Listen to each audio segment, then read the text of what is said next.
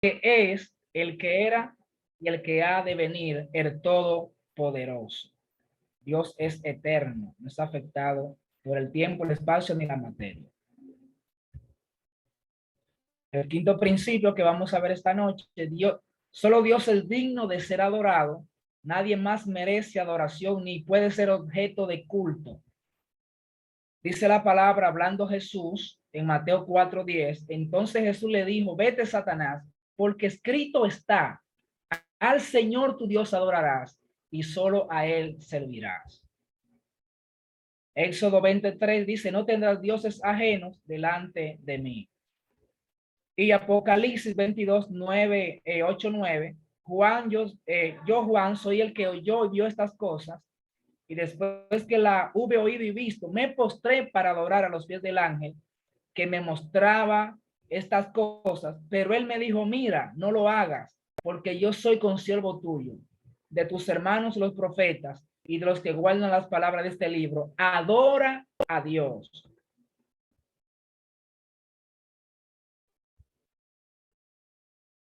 El sexto principio que vamos a ver, todas las palabras de los profetas del Tanaj son verdaderas.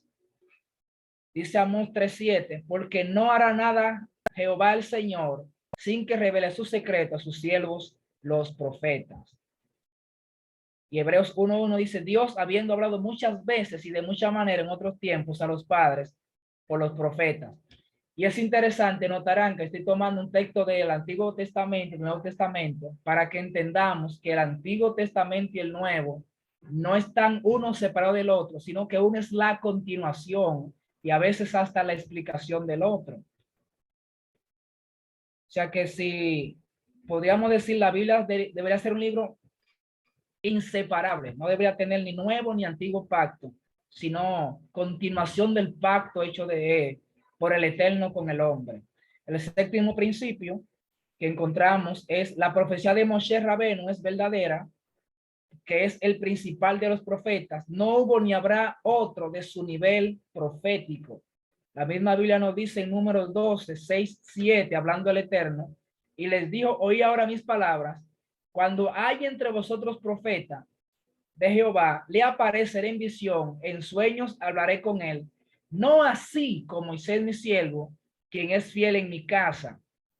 Y a él Dios le hablaba cara a cara, conforme dice las escrituras. Así es que ha sido un placer y le dejo a mi compañera Bexy a continuación. Shalom, shalom.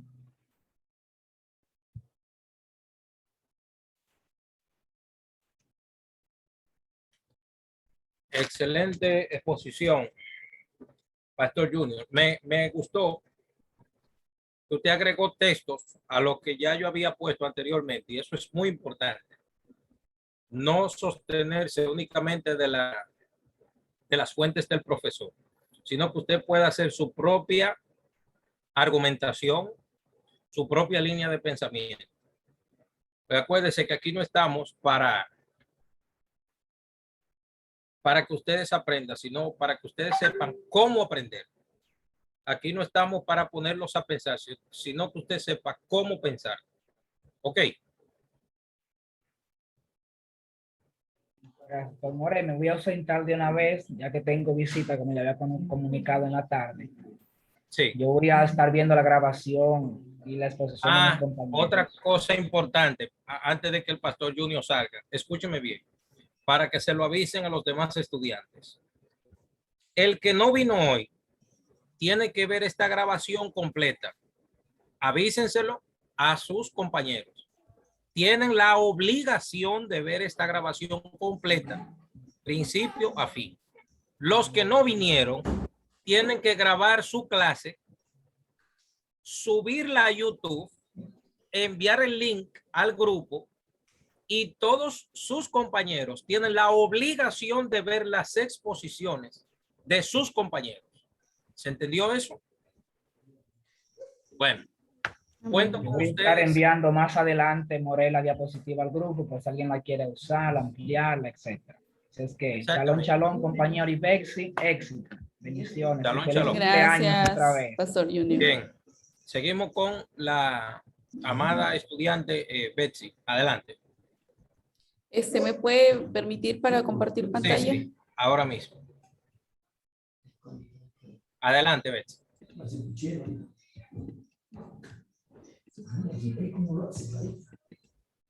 ¿Todo bien? Sí, ahora. Ok, adelante.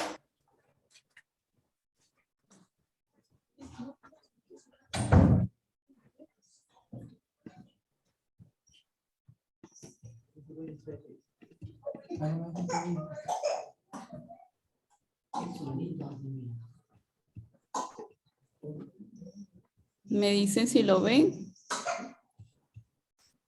¿Sí? ¿Se puede ver? Ok, muy buenas noches a todos. Profesor, muy buenas noches. Sí, sí. Voy Adelante. a seguir con la continuación de los 13 principios de la fe judía. Oh, ok. La ley de Dios fue dada en el monte Sinaí, la octava.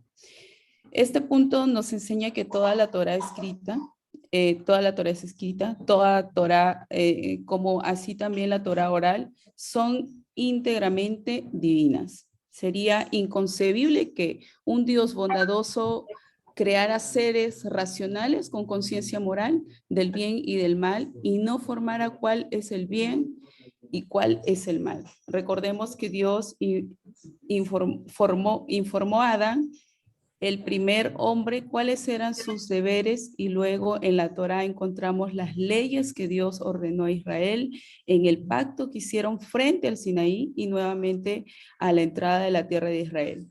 Ninguna palabra de la que anuncia la Torá fue invento de Moshe. Los sabios desde el mismo Moshe sumaron decretos que sirven para proteger a la Torá. Esto lo hicieron porque la misma Torá exige que los sabios que cuidaran, que el templo siga observando la ley. Los decretos de los sabios deben ser respetados con la misma minuciosidad que las leyes de la Torá. La novena es la inmutabilidad de la Torá como ley de Dios. Aquí se refiere a que la Torá es perfecta por ser obra del mismo Dios y por estar creada a medida para la necesidad moral del ser humano, aun cuando con los tiempos, los aspectos periféricos del ser humano pudieran modificarse, sus rasgos morales son idénticos a través de los tiempos y de la observancia de la Torá, que es la voluntad de Dios. Lima sus asperezas para convertirse en un ser espiritual y poder recibir su remuneración en el mundo venidero. Los judíos de todas las épocas no escatimaron esfuerzos para transmitir totalmente la Torá. Su estudio profundo y su observancia estricta y cabal lo demuestran. Distintos grupos de judíos intentaron crear modos de vida en los cuales aceptaron observar únicamente las leyes que les agradaban. Todos desaparecieron con el tiempo y el judaísmo se siguió transmitiendo solo a través de aquellos que fueron fieles a la integridad de la Torá. Ahí tengo textos bíblicos. Juan 5:39. El número 10 dice el conocimiento previo de Dios de las acciones humanas. Nos enseña que Dios sabe absolutamente todo lo que hace cada ser humano y también los motivos que lo mueven a actuar de cierta manera. Aun cuando las personas podamos intentar llegar a engañar a otros y hasta nosotros mismos, aparentando como si fuésemos nobles y bondadosos, no hay nada que el ser humano pueda esconder de Dios. Quien sabe y recuerda hasta aquello que el propio ser humano olvida con el tiempo, dado con él no hay olvido. Corintios 3:6. El número 11, la recompensa de las buenas acciones y el castigo del mal. Nos enseña que todas las acciones del ser humano trascienden y que Dios retribuye al hombre de acuerdo a sus acciones. El hombre recibe lo que cosecha, pues cada acción tiene una consecuencia que puede ser buena o mala. Por tanto, puede recibir un premio o un castigo. Una acción buena no cubre a una mala. Tanto el premio como el castigo se dan en el mundo venidero, que es completamente espiritual. Este mundo en el que vivimos es un mundo de prueba para mediante la obediencia a Dios lograr llegar a estar cerca de Él enteramente en el mundo venidero, que es el mayor placer al que pueda aspirar un ser humano. Ningún placer, a ninguna satisfacción de este mundo puede retribuir siquiera por una sola buena acción, pues los placeres terrenales nunca son eternos. Aunque así Dios promete en la Torá que asistirá a quienes observan la Torá, para que puedan seguir observándola, aun cuando los profetas pudieran percibir algo de lo que sucederá cuando venga el Mashiach. Ninguno pudo observar en su profecía alguna de las características del mundo venidero. 1 Corintios 3:18. 12. La venida del Mashiach. Nos enseña que llegará el Mashiach en el momento que Dios lo disponga, y aún si demorara, no dejemos de anticipar su llegada diariamente. En muchos lugares de la Torá y de los profetas se hace alusión a la llegada del Mashiach. Sin embargo, existen muchos detalles de su naturaleza que ignoramos, como así también la fecha de su llegada. Sí, sabemos que será un rey de carne y hueso, que reinará sobre Israel y quitará el yugo de sumisión de debajo de las demás naciones. Será un sádic, una persona santa, descendiente del rey David, y traerá paz al mundo entre Israel y entre todas las naciones. Asimismo, provocará que todo Israel observe la Torá. Hay disensión entre los sabios acerca si habrá alguna modificación en las leyes de la naturaleza cuando llegue el Mashiach. La razón por la cual los sabios ansiaron tanto la llegada del Mashiach se debe a que en aquel momento podrán dedicarse de lleno al estudio de la Torá sin interrupciones y molestias que sufrimos actualmente. El último principio, la restauración de los muros. Nos enseña que en algún momento del futuro resucitarán todos los fallecidos, si fueron justos en esta vida y creyeron en este enunciado a partir de lo que está escrito en la Torá. En este punto, tal como en el anterior, no debemos no sabemos ni cuándo se cumplirá, ni las características de aquel evento. En varios lugares de la Torá, como así también en las profecías de Ezequiel, se hace alusión a que la muerte terrenal es temporaria y que en algún momento las almas volverán a vestirse con cuerpos. Esto explica a su vez ciertas leyes y ritos que se acostumbraban en el momento de la muerte y del entierro. Juan 11:21. Eso es todo. Eso es todo, profesor. Gracias.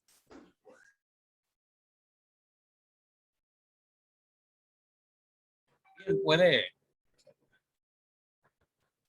hago la salvedad de que el principio 12 habla de la venida del Mashiach en el futuro, partiendo de la premisa de que ustedes saben que eso es parte de la diferencia que existe entre el cristianismo y el judaísmo. El cristianismo ya sostiene la venida del Mashiach, mientras que el judaísmo todavía lo espera. Pero no nos vamos a concentrar en eso, porque eso es algo que la persona debe de acostumbrarse a vivir con la idea de que todavía el judaísmo espera al Mashiach, mientras que ya en el cristianismo ya se vive en la época mesiánica. Eso no es nuevo para nosotros. Nosotros somos personas maduras que ya podemos entender eso. No nos vamos a poner locos ahora, que no vamos a aprender nada del pueblo de Israel, porque ellos no creen, porque sé yo cuánto, porque sé yo el otro. No nos vamos a enfocar en eso. Porque los que hemos estado en la universidad, los matemáticos, los filósofos, los sociólogos, los biólogos, nos viven enseñando que nosotros vinimos del mono y qué sé yo cuántas cosas más. Y nosotros de todas formas aprendimos. Ok, así es que Luis Carlos me levantó la mano. Adelante. Yo la levanté hace un momento para decirle que si no importaba que se repitieran los temas, porque nosotros tenemos No, también. Ok, perfecto. no hay problema. Ariel, dígame.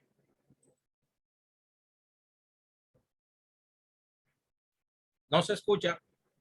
No, levanté la mano antes para exponer. Ah, ok, no hay problema. Juliana, adelante, dígame. Para exponer, distinguido, de igual forma que el ministro Ariel. Ah, ok, entonces empiece cualquiera de los dos, no hay problema.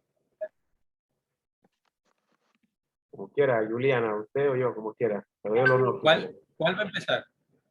¿Cuál quiere Gracias. empezar? Gracias, Ariel, por darme el privilegio. Hágalo usted, distinguido. Usted está cerrado, Ok, hágalo usted, dale. yo espero, hágalo.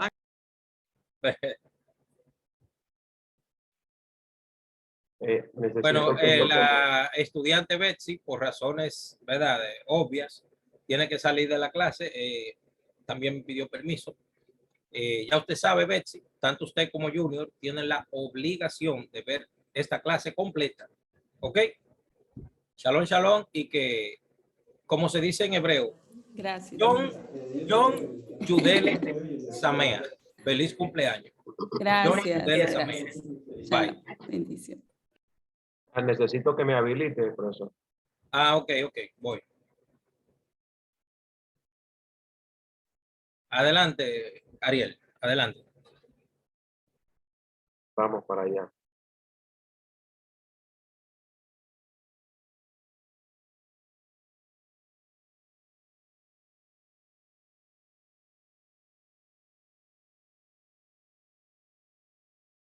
Me confirman si se aprecia bien.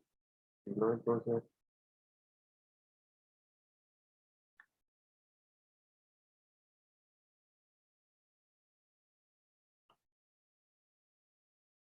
Me corresponde en esta noche pues hablar de pecados castigados con la pena de muerte.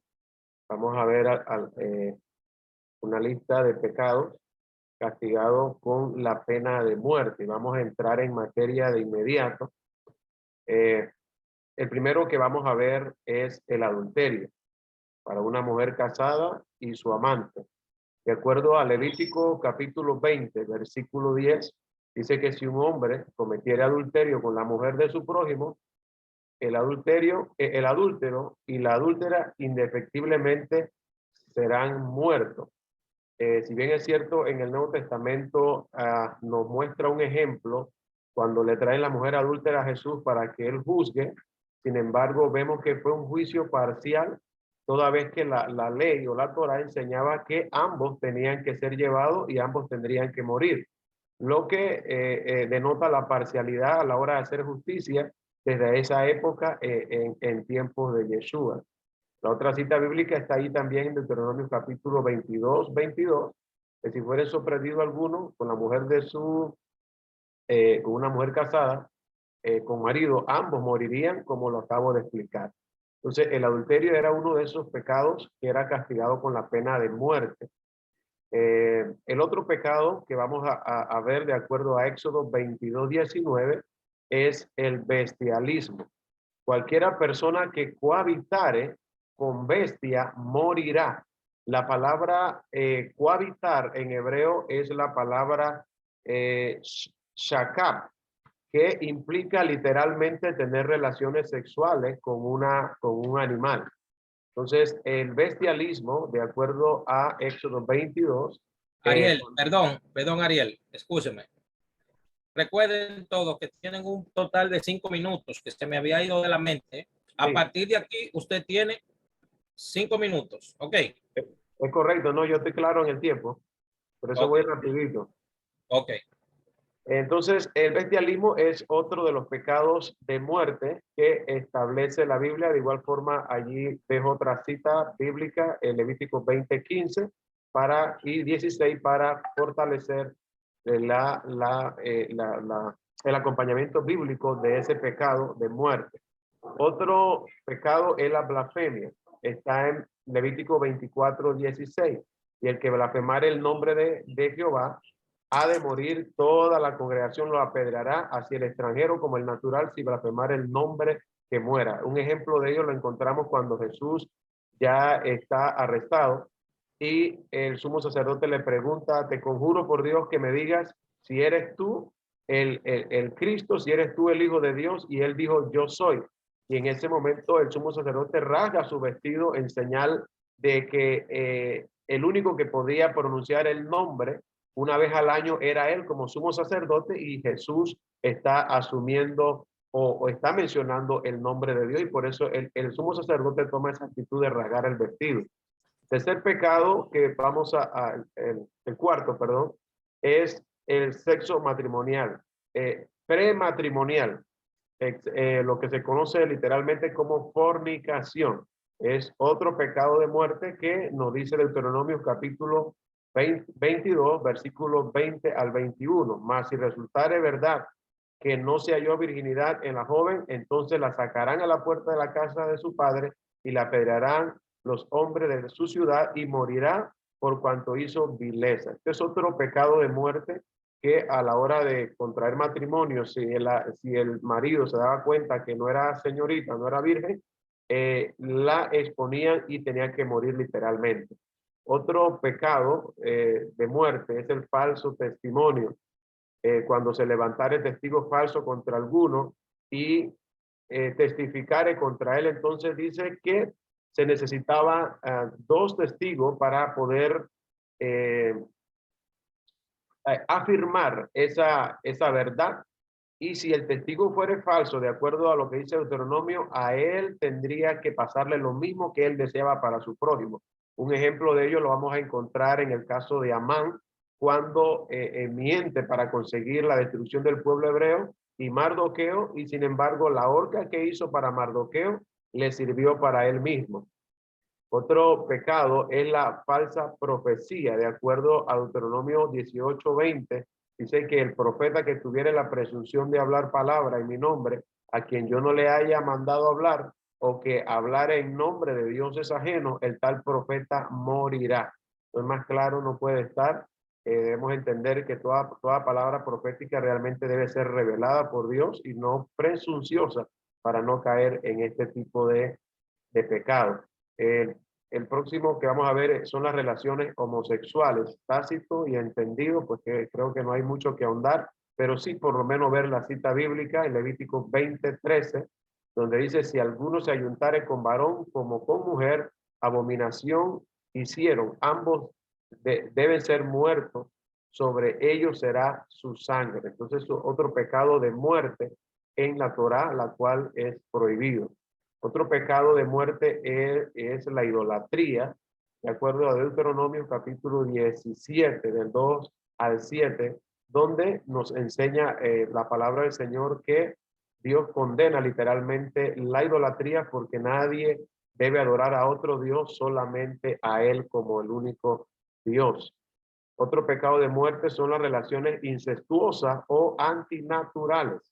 Cualquiera que yaciere con la mujer de su padre, la desnudez de su padre descubrió, ambos han de ser muertos. Está en Levítico 20, del 11 al 14. Entonces, el incesto, como uno de esos pecados, es un pecado de muerte también en las Sagradas Escrituras o en la Torá, que no debe ser practicado. El secuestro, que Éxodo dice claramente 21:16, asimismo el que robare una persona y la vendiere, y si fuere hallado en sus manos, dice que debe morir, de acuerdo a Éxodo 21:16. El secuestro es otro de esos delitos terribles que se castiga con la muerte. Otro pecado de muerte es el libertinaje de la hija de un sacerdote. De acuerdo a Levítico 21:9, dice: y la hija del sacerdote, si comenzare a fornicar, a su padre deshonra, será quemada en el fuego, de acuerdo a Levítico 21:19. Es otro pecado de muerte. El asesinato, pues ni se diga, de acuerdo a Éxodo 20:12, el que hiriere a alguno haciéndole así morir, él morirá, a menos que no fuese intencional y que eso fuese probado ante los jueces. sería la única forma de ser librado de la muerte. La violación cometida contra una mujer prometida, de acuerdo a Deuteronomio 22-25, mas si un hombre hallar en el campo a una joven desposada y la forzare, dice, acostándose con ella, morirá solamente el hombre que se acostó con ella. Toda vez que, cuando leemos a profundidad, dice que si la mujer gritara y nadie escuchara, nadie viniese en su auxilio, la persona que violó debe ser muerta. Otro pecado de muerte es el golpear, maldecir o rebelarse contra las autoridades paternas. Eso está en Éxodo 21:15-17. Por eso dice que es un mandamiento con promesa. Si honramos a nuestros padres y nuestra madre será de larga vida, pero si deshonramos, maldiciendo, golpeando, rebelarse contra la autoridad paterna, nuestros padres, pues indefectiblemente dice la Biblia que debe morir, de acuerdo a Éxodo 21, versículo 15. Terminó ahí, Ariel, con tiempo. Me faltan 3 nada más.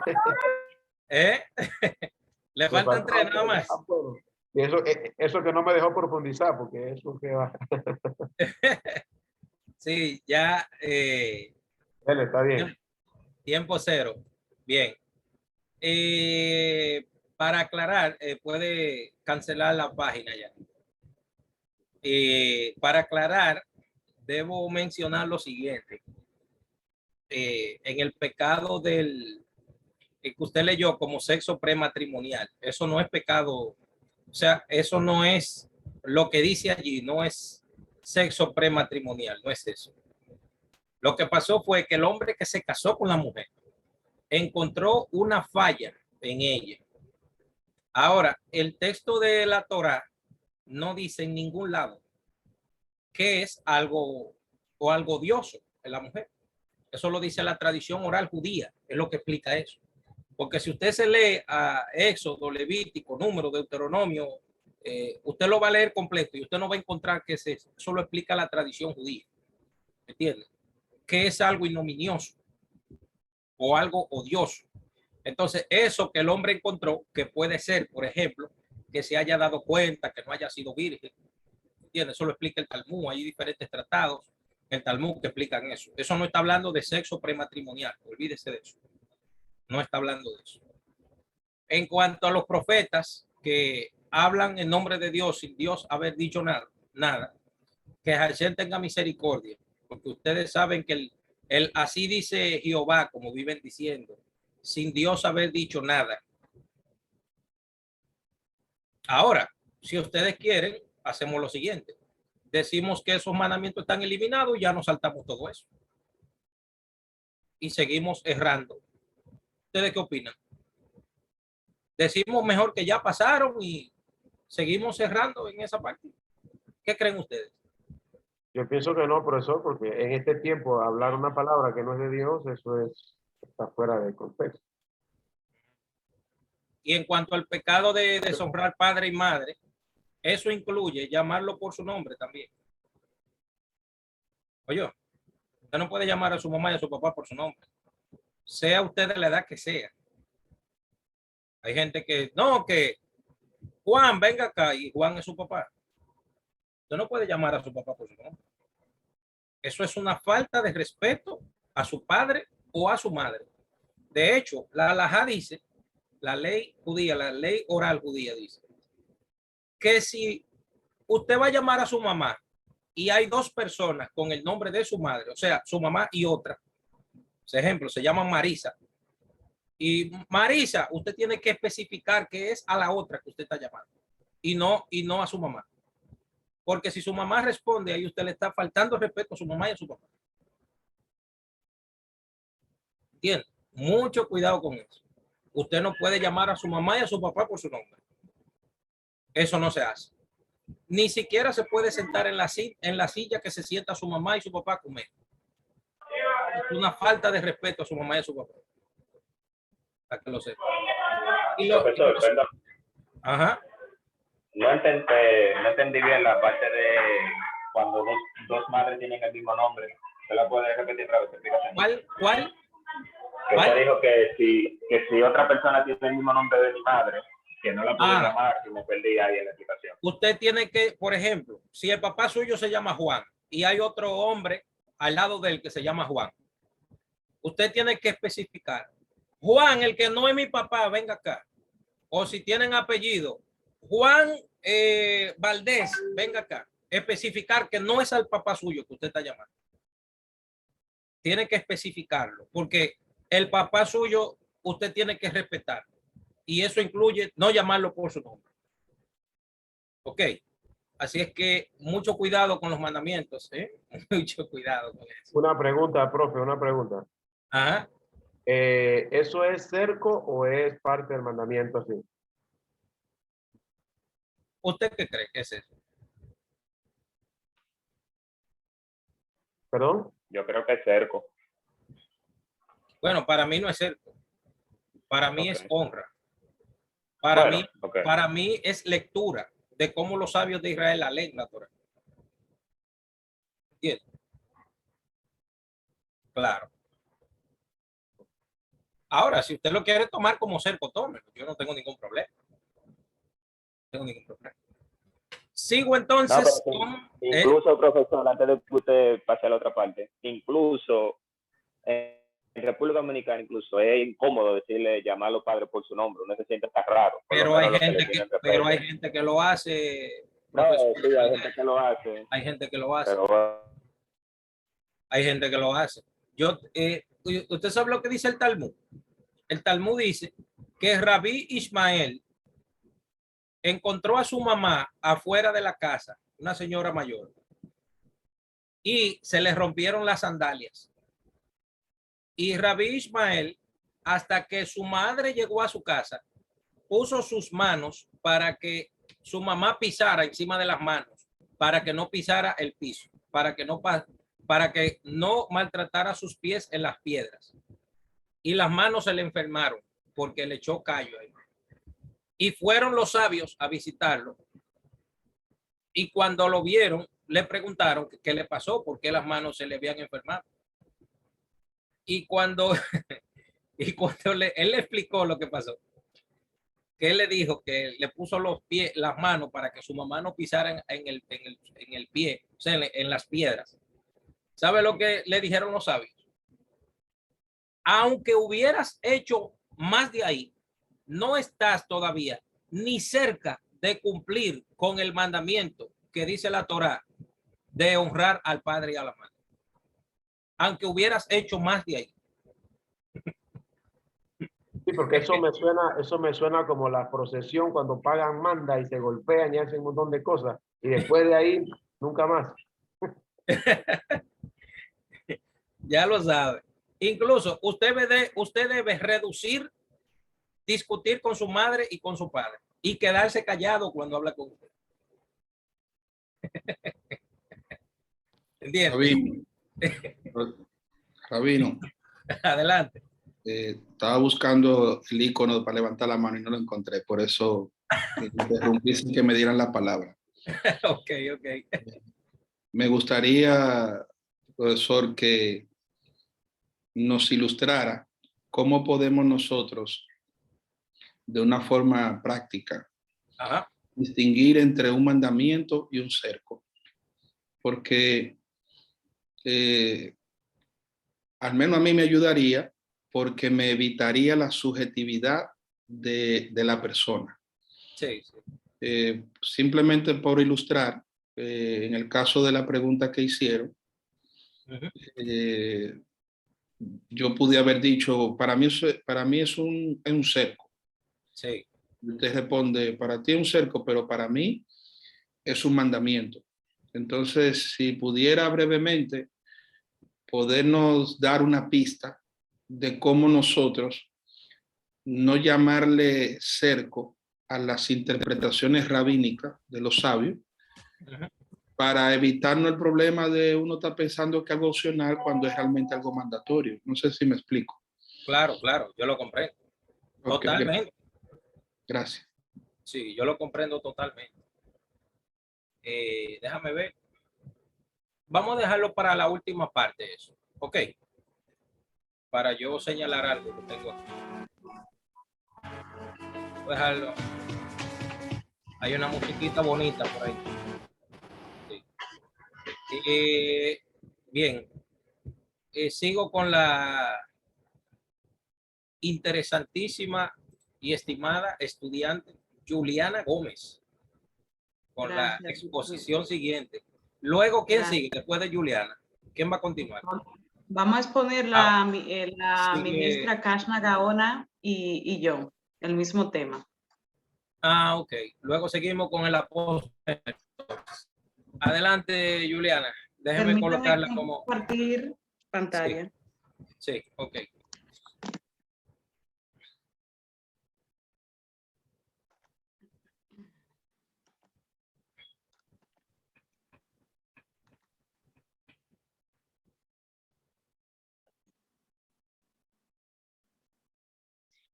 Buenas noches, distinguidos pastores, ministro Moré.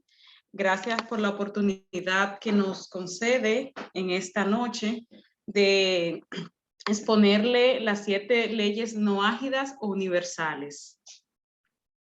Esta exposición se va a ser realizada por medio de la ministra Kashna Gaona y esta servidora Juliana Gómez. Aplicabilidad de las 7 leyes no ágidas. Con respecto a los mandamientos de Dios, la humanidad está dividida en 2 grupos, los hijos de Israel y los hijos de Noé. Los hijos de Israel son los judíos, los descendientes del patriarca Jacob. Ellos tienen el deber de cumplir con los 13 mandamientos de la Torá. Los hijos de Noé comprenden las 70 naciones originales del mundo y sus ramificaciones con el deber de cumplir las 7 leyes no ágidas o universales.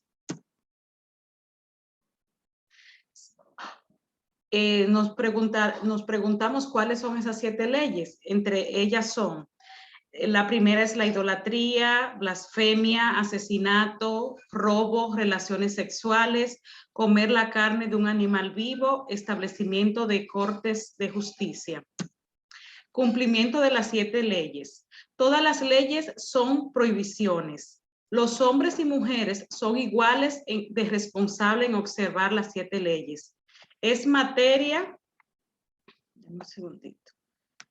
Es materia de disputa la edad en que el individuo es responsable por sus acciones bajo esta ley. Tenemos 2 opiniones. La primera dice que depende del desarrollo mental del individuo para cumplirla, y la otra expresa la responsabilidad legal, o sea que en el caso de los varones tienen que comenzar a cumplir a los 13 años y las mujeres, o sea las hembras, a los 12 años.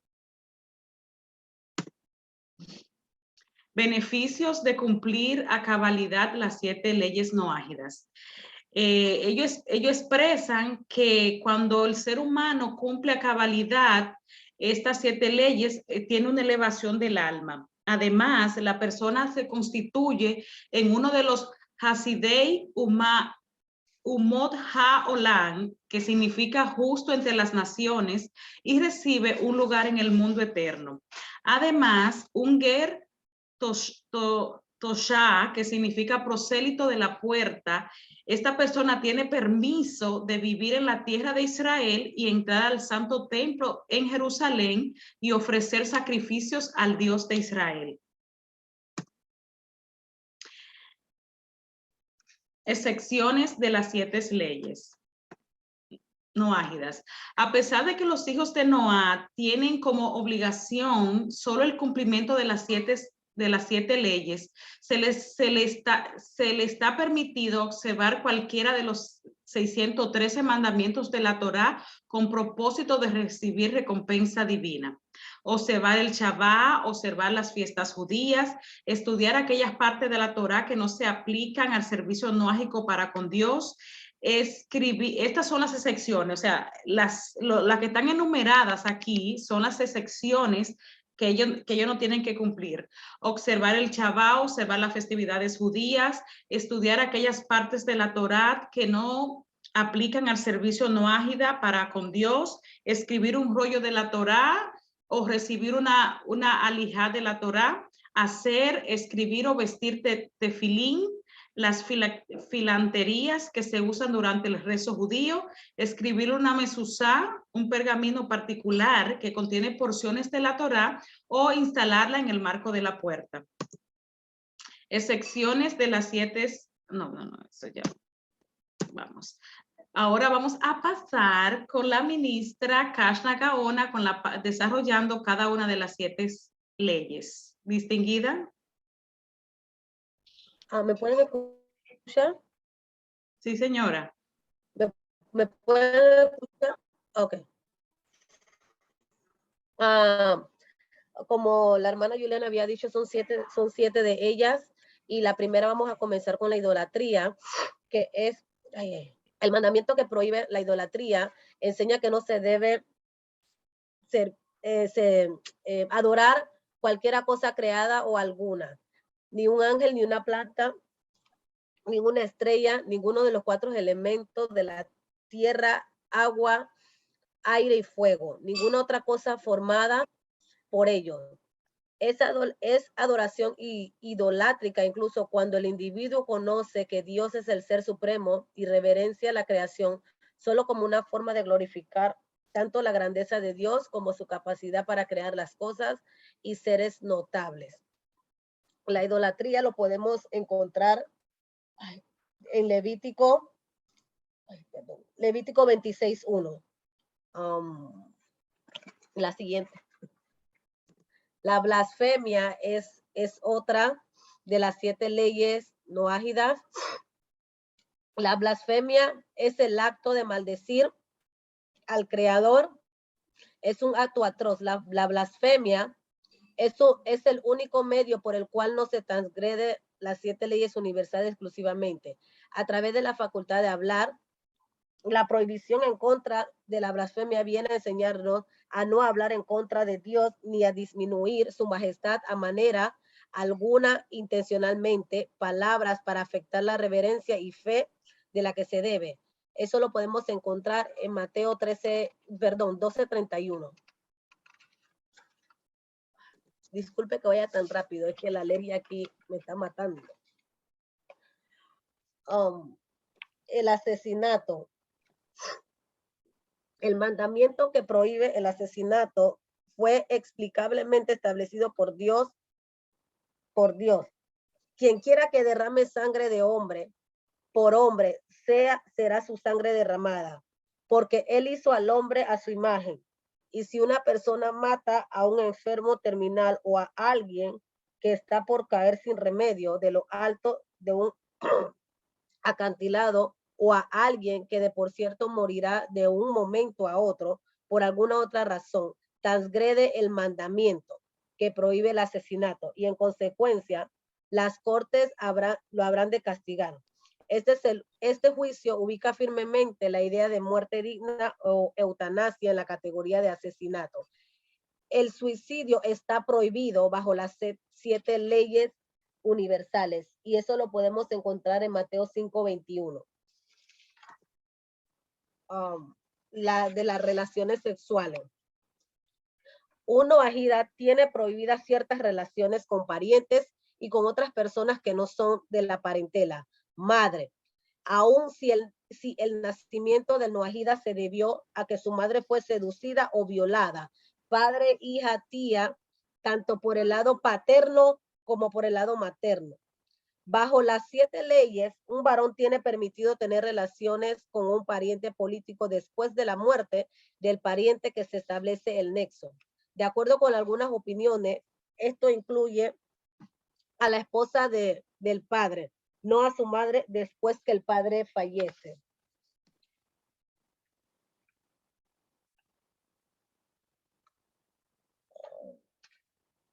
Esto lo podemos encontrar en Génesis 2:23 al 24. El robo.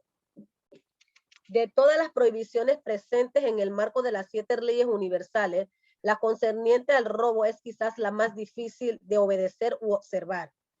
El robo es el contexto de las 7 leyes universales, una categoría general con muchas partes, y es virtualmente idéntica a su paralela en la ley de la otra. Esto quiere decir que los parámetros de Dios en lo que concierne a robar son prácticamente idénticos, ya que sea de la persona bajo estudio, sea un israelita o un noahida. Un individuo es culpable, ya sea que robe dinero o un objeto o que secuestra a una persona, y no importa de quién lo haya robado. Eso lo podemos encontrar en Levítico 19:11.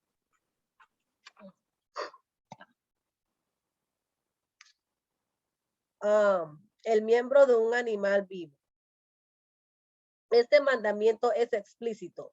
Como está escrito, toda cosa que se mueva te será por alimento, así como la hierba que te he dado por todo. Pero la carne con su alma viviente, su sangre no comerás. Esto significa que la sangre del animal es suave, y que entonces Dios estaba prohibiéndose al hombre de beber animal.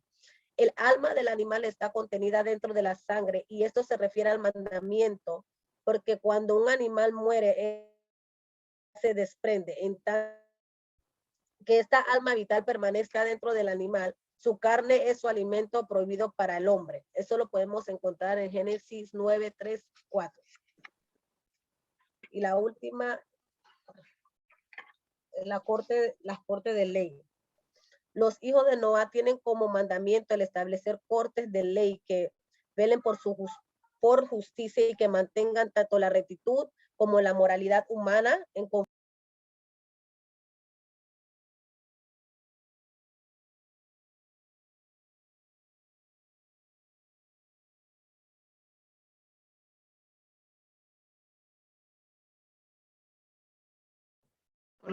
Por lo visto, le ¿Qué pasó pasó? algo.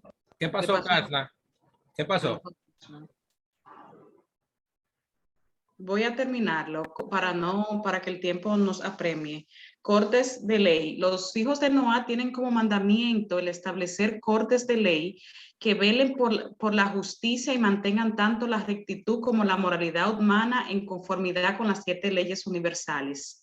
Un sistema judicial que permita la justicia al establecer leyes o reglamentos en conflicto con las 7 leyes universales es un instrumento para alejar del mundo las bendiciones de Dios. Eso lo vemos en Génesis 34:25. Hasta aquí nuestra exposición. Muchísimas gracias. Shalom, shalom. Bien. A manera de comentario, ustedes deberían saber lo siguiente.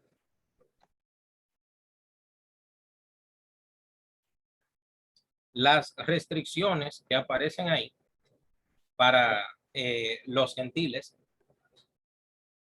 esas restricciones son para iniciarse en la búsqueda de Dios. Por ejemplo, en la antigüedad,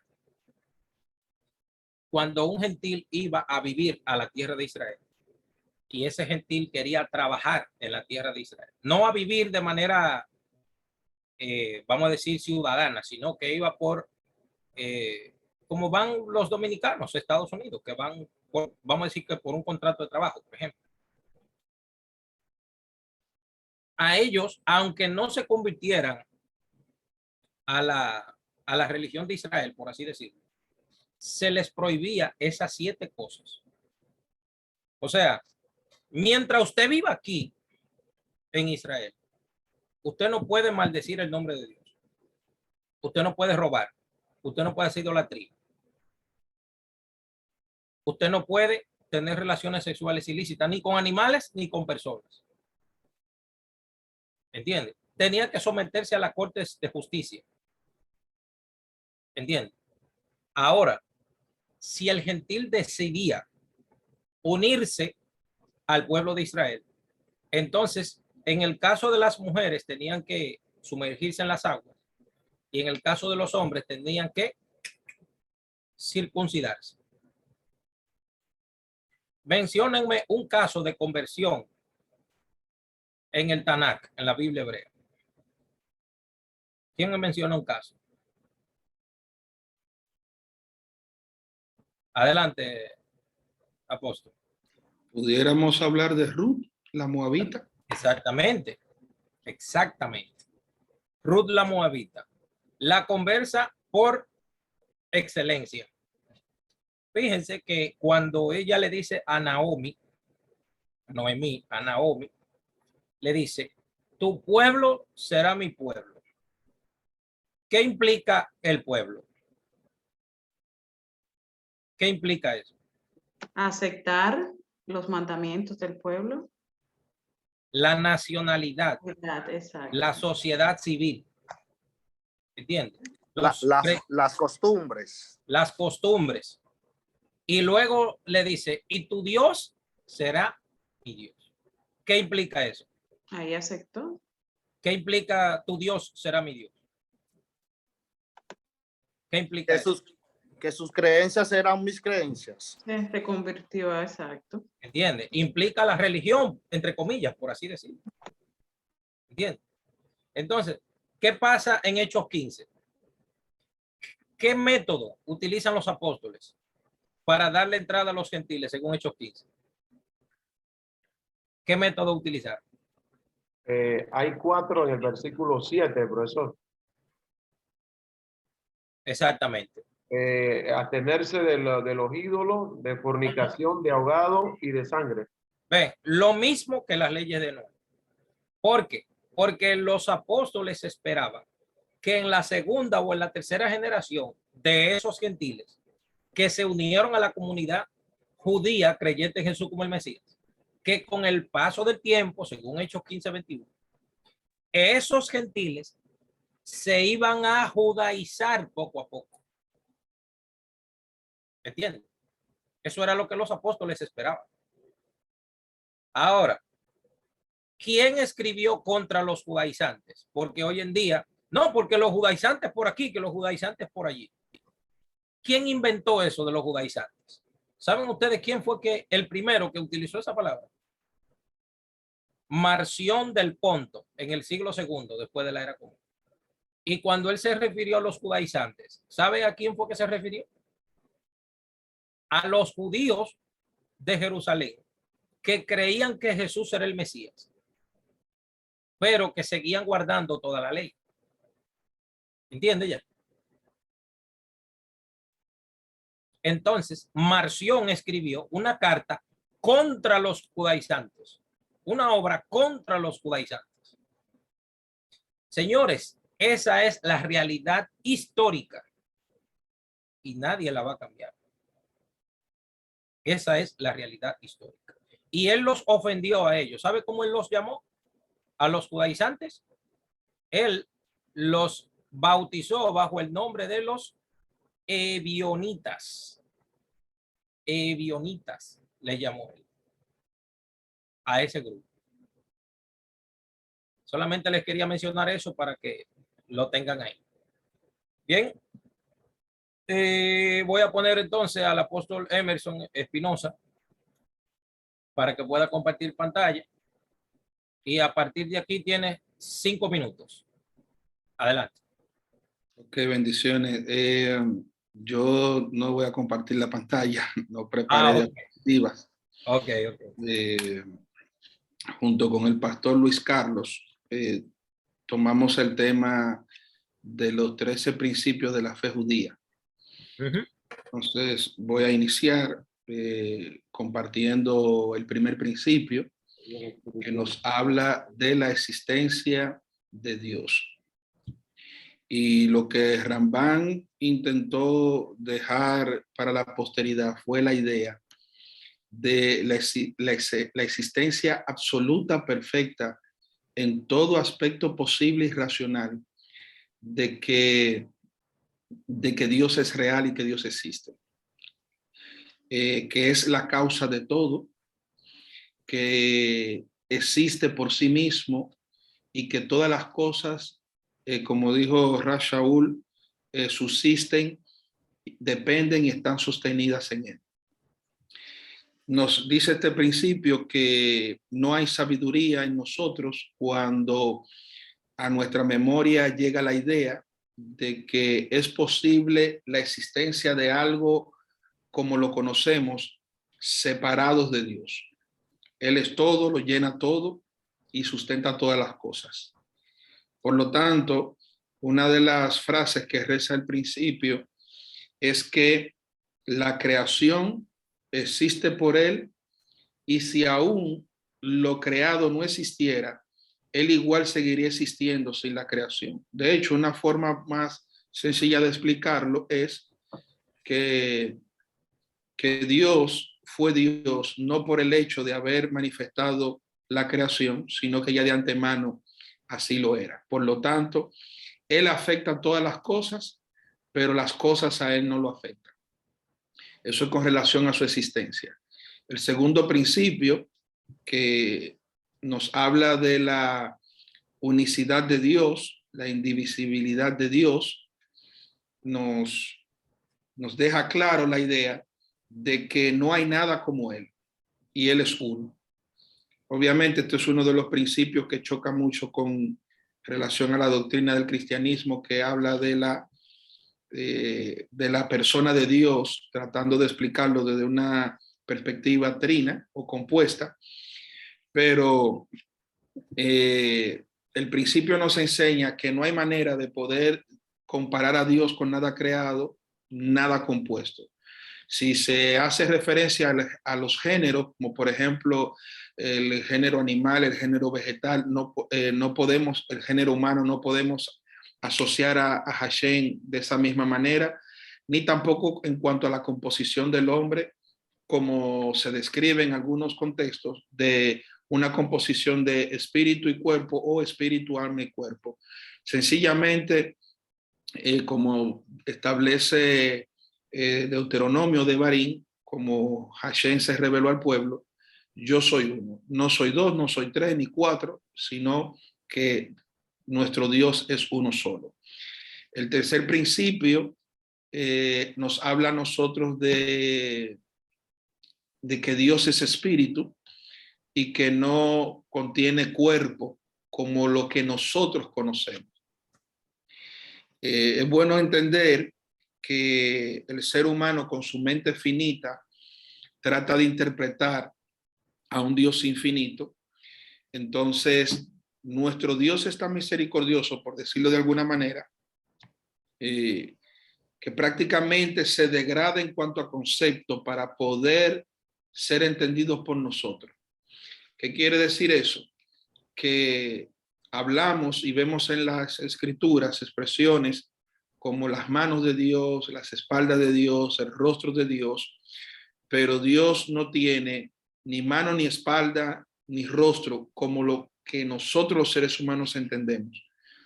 Esto es conocido como el antropomorfismo, o sea, atribuirle figura humana a la divinidad para tratar de entender un poco lo que él está expresando. Pero de igual manera está el antropopatismo, que lo que hace es atribuir emociones humanas a Dios. Y Dios, como decía una de las compañeras cuando también hablaba sobre este tema, Dios es inmutable, Dios es invariable, Dios... no, porque Dios se puso triste. Sí, es una forma para que nosotros entendamos lo que Él nos quiere decir, pero Dios es inmutable en todo el sentido de la palabra. El cuarto principio nos habla de que Él es eterno. Entonces, lo podemos ver de esta manera. Él no está sujeto al tiempo, sino que el tiempo está sujeto a Él. Él es antes del principio. Primera de Emerson 1:1 atrás de los mapas, de una forma de como yo lo digo. Él es antes del principio y es después del final. Es decir, que cuando el tiempo nació, quien lo recibió en la sala de parto fue Hashem. Y si el tiempo termina y muere, la última pala de tierra se la va a echar Hashem. Fuera de él no existe nada. Él ha sido, es y será por siempre. El quinto principio nos dice que solo Dios debe ser nuestro motivo de adoración, culto y exaltación. Él no comparte su adoración ni su gloria con nada, ni con nadie. Solo Él debe ser honrado, adorado, e importante saber que no es solamente ser adorado, sino como Él establece que debe ser adorado. Nosotros los cristianos somos muy buenos en lo que no nos gusta autoadjudicarnos la propiedad y la capacidad de alterar algunas cosas, pero Él ha dejado bien establecido también cómo es que Él busca que se le adore. Debemos cumplir sus preceptos, sus mandamientos. Él es la máxima autoridad, Él es quien merece toda nuestra atención. Y bueno, el ser humano no está diseñado para juzgar al ser humano, sino para juzgar las conductas. ¿Por qué? Porque dentro de ese principio donde dice que solamente Él es objeto de culto, está también implícito que solamente el Creador tiene la capacidad de juzgar. Él es quien examina los corazones y solamente Él puede juzgar. Y como también comentaban más anteriormente mis compañeros, Dios no tiene nada que ver con la idolatría, solamente.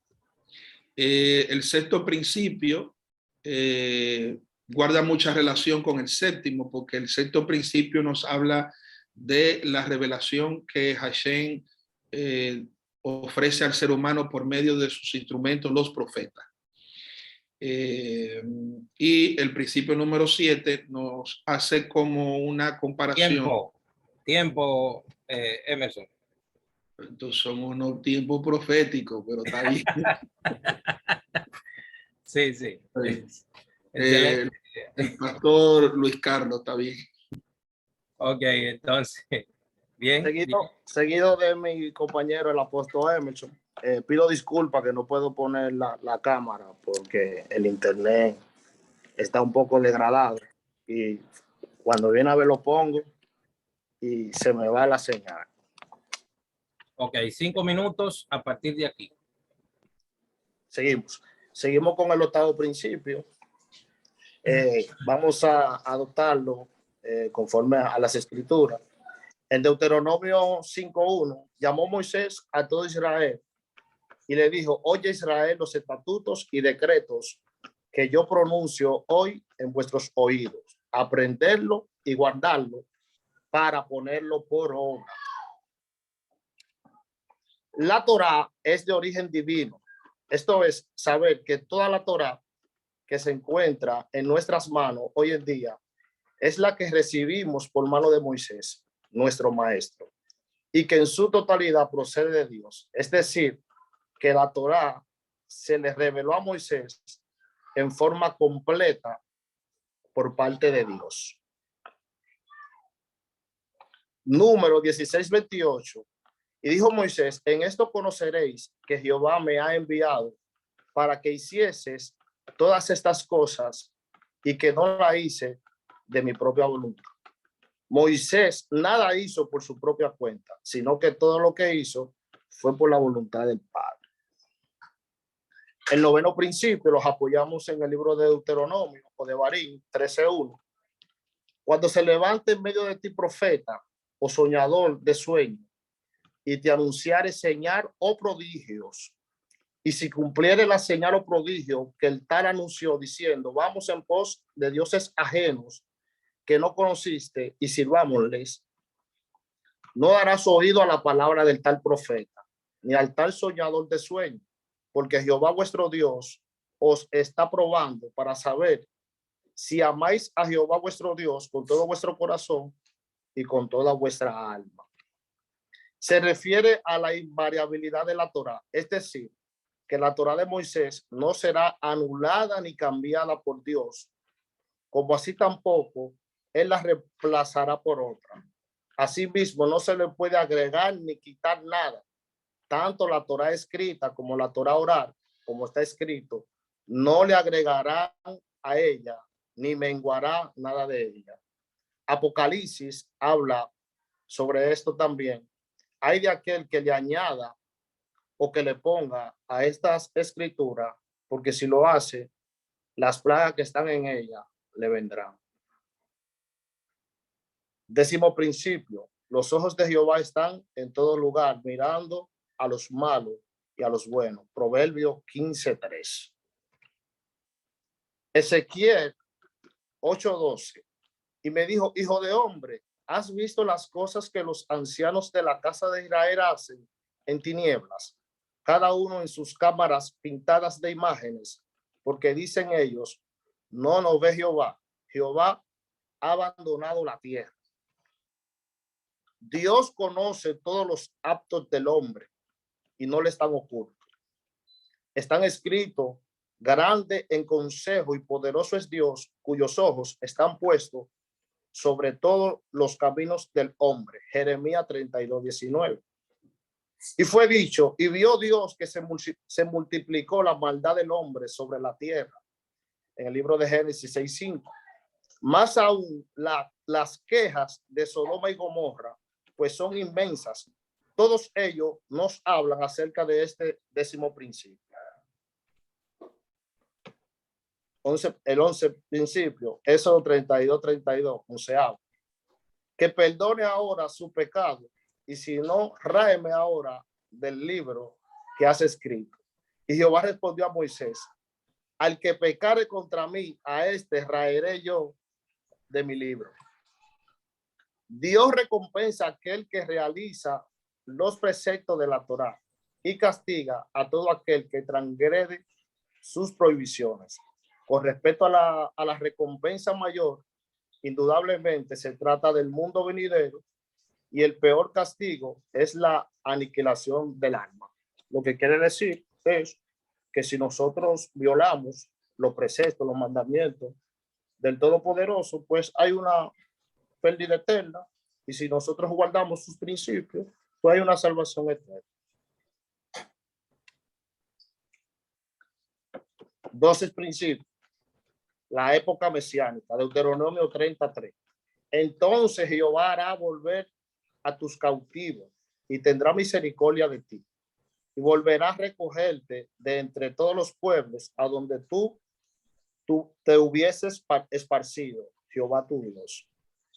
Es decir, saber con certeza que vendrá, surgirá el Mesías, y no pensar que se atrasará. Y por más que demore, los aguardaremos. No se le debe asignar un tiempo a su llegada, ni tampoco se hacen especulaciones de las escrituras para establecer la fecha o la época de su surgimiento. Los sabios sentenciaron: se entontezca el espíritu de lo que sacan deducciones de la fecha.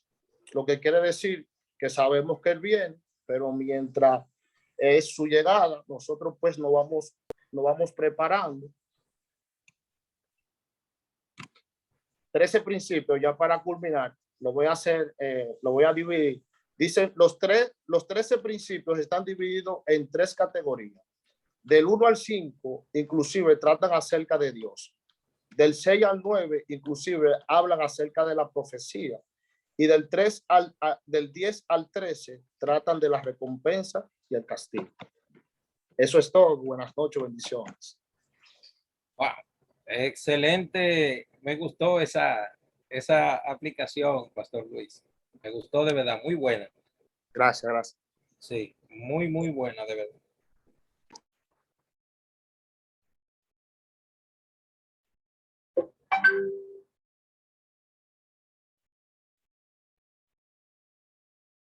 Muy bien. Ustedes saben que algunos de estos principios, obviamente, chocan de alguna manera con la teología cristiana. No nos alarmemos. Ustedes saben que eso es normal. Eso es normal que eso suceda. Dime, tío.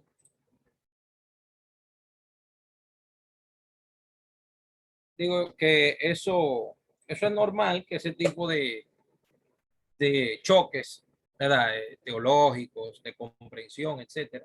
Ustedes saben que eso es normal, pero nosotros somos personas maduras que podemos sostener las diferencias, y debemos de, como dice Pablo, oírlo todo y retener, o sea, retenga lo que usted pueda aprender a partir de aquí. Bien, entonces, ¿quién continúa? Joan Matos. Joan Matos. Joan Matos. ¿Cuál es Joan? Ah, Joan. Ok. ¿Qué tema le tocó a usted? ¿Qué tema le tocó a usted?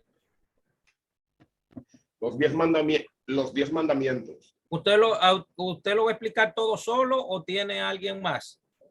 Solo. Solo. Ah, ok. Bien, entonces. Ajá. Bueno, ¿usted va a compartir pantalla para ponerlo? No voy a compartirlo. Ah, ok. Tiene 5 minutos. Adelante. Bien, bendiciones para todos. El tema que me tocó, los 10 mandamientos del cristianismo. Empezamos de la siguiente manera. ¿Por qué los 10 mandamientos no son tan conocidos? La pregunta. ¿No deberían ser los 10 mandamientos el primer texto que se estudie y se memorice en toda la escuela judía? Vamos aquí a dar un poco de historia para poder entender. Por un lado, la recitación de los 10 mandamientos está registrada en la Misná, Tamid 5.1, como parte de la liturgia diaria del Bet Amidash, que continúa hasta el año 68 de la era común. Otra pregunta. ¿Por qué entonces no recitamos todos los días los 10 mandamientos? La respuesta se encuentra en la Gemara Berajot.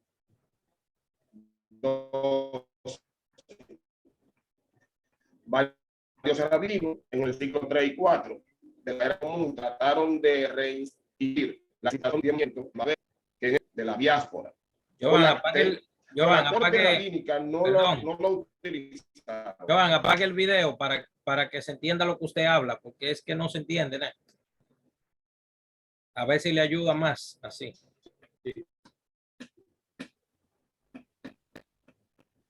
Y ahí, ¿me puede escuchar? Sí, ahí se oye mejor. ¿Se entiende, Moreto?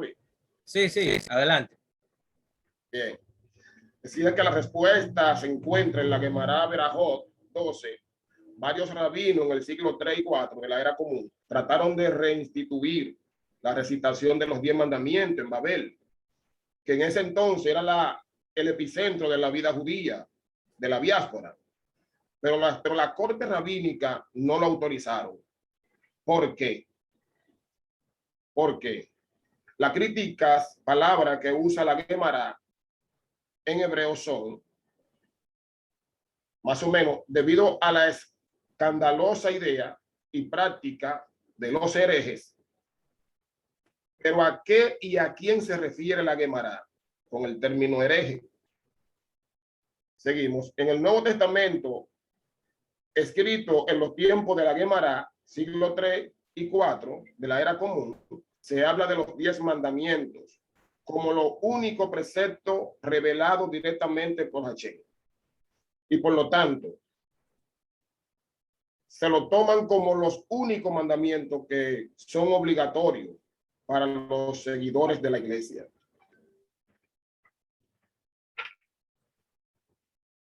Aparentemente, la Gemara se está refiriendo a la iglesia o a los cristianos como tal en asunto de herejía por no tener en cuenta o no valorizar los 603 mandamientos restantes. Se refiere aparentemente a ellos como hereje. Pero sobre estos casos aparecieron debates. Entre ellos está el rabino Maimonides. Se debatía si se debía ponerse de pie, si se podía poner de pie a recitar, o estuvieran recitando específicamente los 10 mandamientos. Debemos ponernos de pie cuando escuchamos la lectura pública de los 10 mandamientos en Yitro y en Baihanán. Maimonides dijo que no. Explicó que mientras para otras religiones los 10 mandamientos están por encima de los otros mandamientos de la Biblia hebrea, para la tradición judía los 10 mandamientos son obviamente importantes para la Torá, pero no son más importantes que todos los demás preceptos bíblicos. Para enfatizar este concepto fundamental y expresar la creencia judía en la uniformidad de todas las misbot de la Torá en cuanto a su importancia y origen divino. Maimónides prohibió ponerse de pie cuando los 10 mandamientos se leen en la sinagoga, para que no demos a entender que los otros 603 mandamientos pertenecen a una categoría menor o inferior. Continuamos. ¿Qué hacen de especial en los 10 mandamientos? ¿Qué lo hacen especiales? Los 10 mandamientos fueron dados al pueblo judío durante el pacto celebrado entre el pueblo de Israel y Hashem. Éxodo capítulo 19, verso 20. Este pacto, la única vez que Hashem se manifestó al pueblo judío colectivamente, se conoce como la experiencia de la revelación de Hashem en el monte Sinaí. Mientras que para otras religiones los 10 mandamientos están por encima de los otros mandamientos de la Biblia hebrea. Es un error. Para la tradición judía, los 10 mandamientos son evidentemente una parte esencial de la Torá, pero todos los demás preceptos bíblicos son de menor importancia. Continuamos acá. La Gemara en Makot explica que los 613 mandamientos de la Torá, 611 fueron transmitidos por intermedio de Moshe Rabén y los 2 restantes fueron escuchados directamente de Hashem. Veamos de acuerdo a la narración explícita de la Torá. Cuando el pueblo de Israel escuchó a Hashem, la experiencia de escuchar la voz divina resultó tan abrumadora que el pueblo sintió que psicológica y físicamente no lo resistiría. Entonces, el pueblo pidió la intermediación de Moshe, Éxodo 20:19, y le dijeron a Moisés, habla tú a nosotros. Tiempo, Joan, tiempo. Sí. Tiempo. Muy bien. Vamos a continuar entonces con ¿quién sigue, por cierto? ¿Quién me falta? Sí, adelante. Me falta David, me falta Zavala, me falta el pastor Gabriel Camejo. Adelante. Y yo falto también, profe. Adelante, David. Usted va a compartir. Espérame un segundo. Usted va a compartir pantalla. No, profe. No. Ah, ok. Bueno, tiene 5 minutos a partir de ahora. No prendo la cámara porque se fue la luz. No sé si me veo oscuro ahí. Ok. Bueno, miren ahí, oscuro. Estoy desde el celular. Wow, increíble. Bueno, pero ahí la laptop alumbra un chisme. Me voy a quedar ahí para que me vea, que casi no prende la cámara. Bien, mi compañera está enferma, me dijo que habló con usted. Ella es Eneida Jiménez, por tanto ella no va a poder hablar. Nosotros tomamos el tema de abominaciones en la Torá, que listáramos unas 15 abominaciones en la Torá. Bueno, nos habíamos dividido, pero yo voy a hacer un resumen.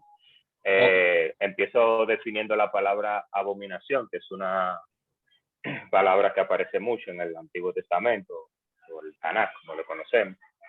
La palabra toeba, que es una de las palabras más famosas, que significa directamente algo repugnante, abominable, asquerosidad, idolatría, ídolo, etc. Esas son como las definiciones técnicas. Tengo aquí que en el judaísmo, una abominación, horror o escándalo es en general una ofensa contra los sentidos religiosos de un pueblo, en particular una ofensa contra el sentido religioso del pueblo judío. Habla de todo aquello que ofende a Dios, entiéndase lo que es pecado. Puedo decir que aprendí algo nuevo con esta investigación, que obviamente lo desconocía pero al 250,000%. Y es, sí, y es que yo no sabía que los judíos, y ya ahí usted podrá validar la información que yo investigué, dividen el tema de la abominación en 3 niveles. Los niveles son Toevá, Sheker y Pigul, más o menos el nombre. Paso a definirla para, ¿verdad?, el conocimiento general. Adelante. Dice un aporte que algunos eruditos judíos creen que los 3 niveles de abominación no fueron desarrollados en la teología judía, sino que se originaron todos en los Ketubim, de los cuales tomaron prestado la Torá y los Neviín. Mientras que otros eruditos creen que los 3 niveles de abominación se desarrollaron con el tiempo después del cautiverio. Estos 3 niveles, como mencioné, empezamos por el más alto desde el punto de vista judío, es el Toevá, que ya usted ha mencionado ese término aquí. Es el nivel más alto o el peor tipo de abominación. Este incluye los pecados de idolatría, adorar dioses falsos, comer animales inmundos, magia, adivinación, incesto, bestialidad, falso testimonio, etc. Algunos de los pecados enumerados, o sea, algunos de los pecados que mencioné y otros que dejé de mencionar por la lista larga, justificaron en su momento determinado la pena de muerte. O sea que según esto, algunos llegaron a cometerlo y lo mataron directamente bajo condiciones específicas en el judaísmo, hasta que luego la pena de muerte fue erradicada en el Sanedrín en el año 30 después de Cristo. Ese es Toevá, el nivel más alto de abominación. Sería como lo más repugnante. De hecho, fuera de la Torá, aunque la tarea era de la Torá. Menciónalo de nuevo, pero más al paso. Más lento. Toevá es el peor tipo de abominación desde el punto de vista judío. Incluye los pecados de idolatría. Adorar a dioses falsos en el templo. Comer animales inmundos. Magia, adivinación, perversión, entiéndase por perversión, incesto, bestialidad, acostarse hombre con hombre, que lo menciona el Levítico, matar inocentes, falso testimonio, ofrendas ilegales, entiéndase animales imperfectos. Y ya, entonces ahí menciona eso. Ese a lo que en sentido general Toevá en la Torá hace referencia, que obviamente en la traducción al español nos perdemos de esa riqueza, de ese contenido. Exacto, de esa riqueza, exactamente. Entonces, por debajo de Toevá tienen como el nivel medio el que se llama Sheker. Sheker se escribe S-H-E-K-E-Z. Sheker quiere decir mentira. Exacto. Ese tiene que ver con, dice aquí que es el nivel medio o nivel medio de abominación, que incluye los pecados de idolatría y comer animales inmundos. Pero aquí también dice que en la Biblia hebrea, en la Torá, a veces se usa indistintamente Sheker y Toevá, porque Toevá también incluye el tema de la idolatría. Y el nivel más bajo de los 3 niveles es el Pigul, con doble G, Pigul, que significa inmundo o putrido. Es el nivel más bajo o el menor tipo de abominación. Y en la Biblia hebrea se refiere al pecado de las ofrendas ilegales que mencionamos ahorita, que eran animales imperfectos. En la literatura rabínica se refiere al pecado de las ofrendas hipócritas. Yo listé, obviamente, mi hermana y yo listamos unos 15. No lo voy a leer todo, obviamente, pero el que más me llamó la atención es Levítico 18, 26, 27, que dice: guardad pues vosotros mis estatutos y mis ordenanzas, y no hagáis ninguna de estas abominaciones, ni el natural, que viene hablando de lo que usted mencionó ahorita, cuando el natural se convertía, el que no era judío, ¿verdad?, que venía, ni el natural ni el extranjero que mora entre vosotros podía cometer lo que se había determinado ya como abominación, las cosas que Dios detestaba. Y dice el verso 27, porque todas estas abominaciones hicieron los hombres de aquella tierra que fueron antes de vosotros, y la tierra entonces fue contaminada. Ese es mi aporte. Técnicamente, resumiéndolo, mi aporte es que en cuanto a la abominación, los judíos la dividen en 3 niveles, que son Toevá, Sheket y Pigul. Y para mí fue chévere porque no conocía eso. Ese es mi aporte a la discusión de hoy. Lo que pasa es que el nivel de Pigul y Notar son unos...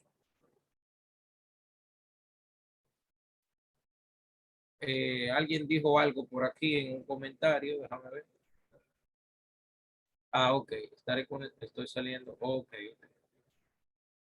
Esto conectado como río de vida. No entiendo qué quiere decir eso. Que está conectado como río de vida, ya comprendo. Okay. Sí, Rabino, es que tuve que desconectarme de la laptop porque estaba en la iglesia y voy a estar conectado pero a través del celular. Ok. Bien. Pero veo gente que se están saliendo y esta clase no se ha terminado todavía, no sé qué está pasando. Bien, a modo de comentario del profesor Valdés, se pudo dar cuenta que en los pecados de abominación, por ejemplo, los pecados de abominación tienen bueno, estaba hablando del Pigul y Notar. Uno también de los mandamientos que tiene que ver con eso es que cuando una persona mata un animal, la sangre no debe de ser derramada y dejarla en la superficie. Hay que hacer un hoyo y derramarla y taparla. Eso es un mandamiento de la Torah también. Porque tú sabes que la tierra absorbe, la tierra lo absorbe, ¿entiendes? Entonces de eso se trata. También se darán cuenta que los pecados que son toevá, en hebreo toevot, en plural, toevot, ustedes se dan cuenta que esos pecados tienen ese apellido, toevá. ¿Qué quiere decir eso? Que para Dios, una gente que come animales impuros y una gente que se echa con varones es lo mismo. ¿Por qué? ¿Por qué? Porque tiene el mismo apellido, el pecado tiene el mismo apellido. ¿Entiendes? El que se llega a una mujer en su menstruación y el que es un idólatra, un hechicero, es lo mismo. ¿Por qué? Porque la Torah utiliza el mismo término, utiliza la misma terminología, lo define como igual. ¿Entiendes? Correcto. Por eso yo digo que hay que tener cuidado. Por eso yo decidí en el principio de esta clase mostrarles a ustedes que el mensaje del judaísmo está en el Nuevo Testamento.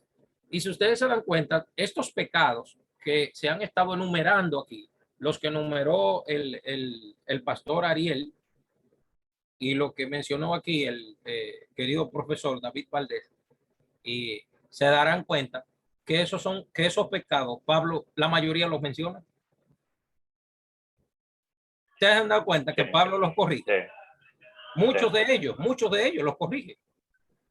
¿Entiendes? Entonces, el mensaje es el mismo. El mensaje es lo mismo. ¿Entiendes? Las leyes de Noé, etcétera. O sea, se está hablando de todo. Lo que se está hablando es en sí la ética y la moral que le falta a la gente. ¿Comprende? Cómo la gente debería ser, cómo debería pensar, cómo debería actuar. Bien. Un minuto, Luis. Dígame. Ariel, perdón. Me quedé con el interrogante eso de la sangre sobre la superficie. Me llamó la atención que no lo he estudiado todavía. Claro que si una persona va a derramar sangre de un animal, que no la eche en la superficie de la tierra, sino que haga un hoyo y la tape. Sí. Bueno, me falta todavía el licenciado Gabriel Camejo y me falta, bueno, el pastor Gabriel Camejo es el último. No sé si está por ahí. Pastor, adelante.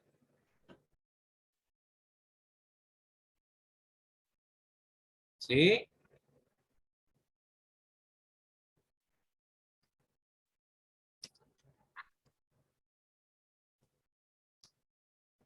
Creo que estamos nosotros. ¿Eh?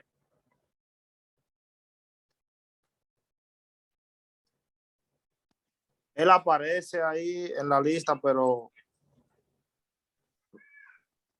Dice aquí que no tengo micrófono en la PC y el celular no quiere entrar. Ay, ay, ay. Bueno, ahí se complica entonces las cosas.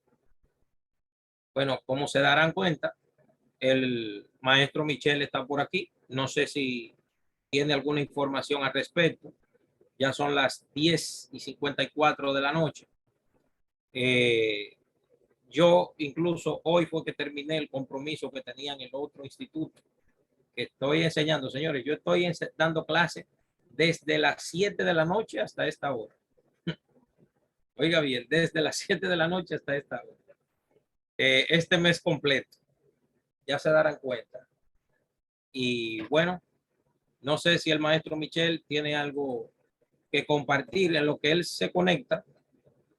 Ustedes se han dado cuenta que yo necesito escucharlos a ustedes. ¿Qué les ha parecido esta clase en cuanto a estudiar principios bíblicos se refiere? ¿Llovimos sobre mojado o entramos a temas que son básicos, pero que los dejamos ir como así, como por el ladito, como que se nos estaban yendo? ¿Ustedes qué opinan al respecto? Para mí, Gabón, en mi parte, pues yo aprendí bastante en estas 4 clases y hoy también pues en la exposición, escuchando a todos los colegas. Yo creo que queda una semilla muy fuerte acerca de la ley en el Nuevo Testamento, para erradicar esa tendencia de que eso es del antiguo y no es del nuevo. Entonces, creo que esa fue una de las clases que más me marcó y esto me llevó a estudiar un poco más a profundidad y tengo la responsabilidad de estudiar un poco más para cuando me toque enseñarlo. Bien. ¿Quién sigue? Me gustaría escucharlos a todos antes de terminar la clase. Me gustaría escucharlos. Bueno, profe, yo dije más o menos algo. Se aprendió bastante, por lo menos de parte mía. Usted mencionó algo muy importante en una de las clases y es que nunca terminamos de aprender y nunca podemos decir que no la sabemos todas, porque aquí hay personas de diferentes niveles que enseñamos. Sin embargo, yo personalmente he aprendido un montón revisando las clases, con el contenido, especialmente con lo que se dio hoy y mi exposición de que verdaderamente no desconocía eso. Y como dijo la persona que habló anteriormente, ahí con este argumento sencillo que él mencionó, se cae eso, dice no, porque la ley fue abolida, no hay que hacer tal cosa. Bueno, pues ya aprendimos aquí como cosas de la ley, la tenemos aquí en el Nuevo Testamento también, que no es la ligera que hay que decir eso en caso de. Excelente. Bien, gracias, David. Escucho a Karsna. ¿Karsna? Sí, las damas primero. ¿Qué pasó? No, es que me ve los ojos así, pero es que la alergia me está dando duro en los ojos. Ok. No, aprendí muchas cosas que en realidad no sabía. Habían cosas que no sabía y la aprendí y me llamaron mucho la atención y he estado leyendo en torno a eso. Porque lo que aprendí aquí en las iglesias, o sea, de donde vengo, no lo enseñaban y ahora la aprendí, la puedo, o sea, para ponerla en práctica hay que ir poco a poco. Pero para mí, personalmente, me ha ayudado mucho y puedo entender ciertas cosas de la palabra. Muy bien. Escucho a el pastor Emerson. Sí. Vino, de verdad que quiero primero darle gracias al Eterno por su vida, por contribuir con nuestra formación Y algo que puedo destacar es el hecho de que han habido temas que lo ha presentado de una forma muy fácil de digerir. O sea, para mí ha sido satisfactorio y nuevamente agradecerle que ofrende de su tiempo y de su conocimiento para la formación del cuerpo de Cristo. Excelente. Gracias, Pastor Emerson. Maestro, antes de que Sí. continúe, Ajá. la pregunta que le hizo el apóstol sobre Sí. el cerco, que es muy importante. Me gustaría, para que no se le pase. De verdad que yo también estoy muy agradecido. Yo he aprendido bastante. De verdad que sí, como decía mi compañera, pretendo poco a poco poner en práctica todo lo que hemos aprendido. Y de verdad que esperemos en Dios que no sea la primera clase, sino que se le siga dando la oportunidad para que siga enseñando. Así que muchas bendiciones. Con la ayuda de Dios. Joan Matos. Estamos por aquí, Moreno. Sí. Sumamente agradecido. Hemos aprendido con evidencia de que el trasfondo del Nuevo Testamento es totalmente del Antiguo. Ha sido una bendición, mayor dirección para poder leer la Escritura con el fundamento que adquirimos en esta materia. Agradecerle al Eterno y luego a usted. Que Dios me le dé mucha vida y salud. De verdad que sí. Bueno, Baruch Hashem. Miren, mi consejo es el siguiente. Ustedes están estudiando esta carrera de maestría en cultura hebrea. Yo les voy a dar un consejo yo, de parte de la experiencia de casi 20 años de estudio de Torah que tengo. ¿Cuál es el consejo que yo, como maestro y líder también, porque yo soy líder de una comunidad, aunque ustedes no lo crean? Yo soy líder de una comunidad judía aquí en Santo Domingo.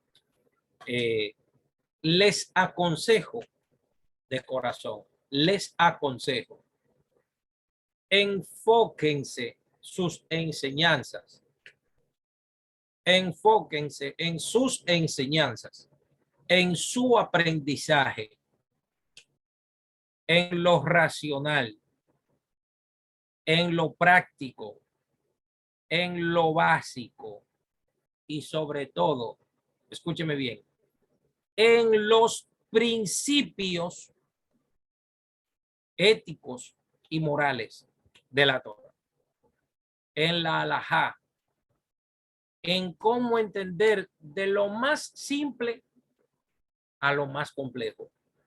No vuele, estudie sistematizado, enfóquense en aprender principios, en aprender leyes y principios generales y específicos. Si toman ese camino, que fue el que tomó el Rambam, Maimónides, 1000 capítulos del Talmud en su famoso Mishneh Torah y en su famoso libro Morene Bujín, La Guía de los Perplejos, va a ser recordado. Maimónides se enfocó en que la gente simple que estaba alrededor de él aprendiera, porque él se dio cuenta que todo el mundo que él tenía a su alrededor era para que lo aprendieran solo los intelectuales. El trabajo suyo, si usted se lleva de mi consejo, es que se enfoque primero en lo simple, lo básico, en lo general, en los principios, en esta larga aventura en el estudio. ¿Comprende? Si ustedes vuelven a tomar otra materia conmigo, se darán cuenta que esa metodología es la que nos permite abordar el estudio de las escrituras tomando en cuenta la base, tomando en cuenta lo simple, lo básico, que es lo que le da sentido verdadero al estudio y a la práctica y a la comprensión y a tomar conciencia de qué estudio, no solamente para tener la cabeza grande, sino para aplicarlo a mi vida, a mi familia y a mi comunidad. Ese es mi consejo.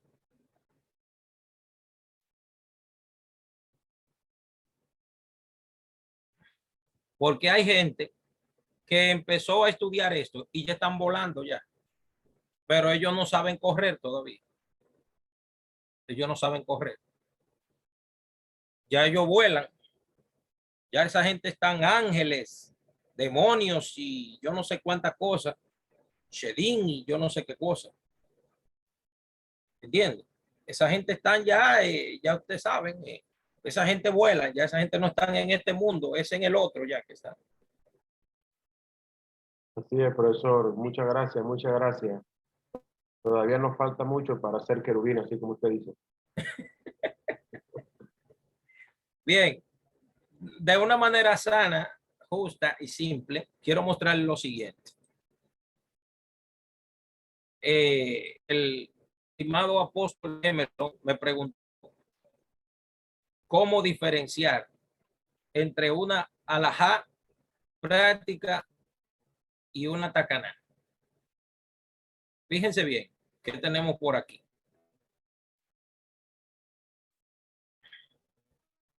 Espero que les toque estudiar este material conmigo, que todavía no lo he terminado, pero espero que...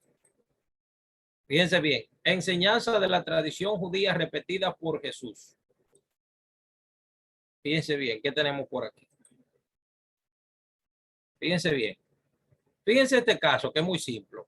Enseñanza del judaísmo. Fíjense qué tenemos aquí. David Valdés, eso no lo sé. Eso tendrían que hablarlo con el profesor Michel, con el encargado. Fíjense que tenemos por aquí. Aquí dice claramente el texto. La gente piensa de que la enseñanza del amor al prójimo hacia los enemigos, que es algo nuevo de Jesús. Pero fíjense bien que tenemos aquí. Enseñanza del judaísmo. Si encuentras extraviado al asno de tu enemigo, dice aquí, al buey o al asno de tu enemigo, se lo llevarás. Si ves que el asno de tu enemigo sucumbe bajo el peso, no rehuses tu ayuda. Acude a ayudarle. Fíjense bien, el asno de tu enemigo. Dice aquí, Isaías 56. He dado mis espaldas a los que me herían y mis mejillas a las que me arrancaban la barba. Y no escondí mi rostro ante las injurias y las ésputos. Proverbios 25:1 dice, si tu enemigo tiene hambre, dale de comer, si tiene sed, dale de beber. Dice Samuel 1:24-17 al 20. Cuando hubo acabado de hablar, David dijo, Saúl, ¿eres tú, hijo mío? Y alzando la voz se puso a llorar y dijo, mejor eres tú que yo, pues tú me has hecho bien y yo te pago, o sea, tengo un error aquí, te pago con mal. Mas tú has probado hoy que obras benévolamente conmigo, puesto que Dios me ha puesto en tus manos y no me has matado. ¿Quién es el que se encuentra con su enemigo y le deja seguir en paz su camino? Que Dios te pague lo que conmigo has hecho hoy. No existe el amor a los enemigos en el judaísmo. No existe. O nosotros no lo sabíamos. Fíjense, ¿qué tenemos por aquí? La tradición oral judía, criticada por los ignorantes que no han estudiado las fuentes judías, dice la Tosefta de Baba Metzia en la tradición oral, dice, ayuda a un enemigo antes de ayudar a un amigo para doblegar el odio. Eso se encuentra en Tosefta Baba Metzia, la parte B de la Mishnah del Talmud Babli, Talmud Yerushalmi, capítulo 2, parte 26. Baba Metzia dice, Talmud babilónico dice, antes que al amigo hay que socorrer al enemigo. Shemot Rabá, o sea, Éxodo rabínico, dice, pero Dios dijo, parezcanse a mí del mismo modo que yo pago con el bien el mal. también paguen ustedes el bien por el mal que han recibido. El testamento de Joseph dice, una literatura apócrifa judía dice, y cuando alguien quiera haceros mal, orad por él y hacedle bien. ¿De dónde salió esta enseñanza de el amor a los enemigos en la boca de Jesús de Nazaret? ¿De dónde vino?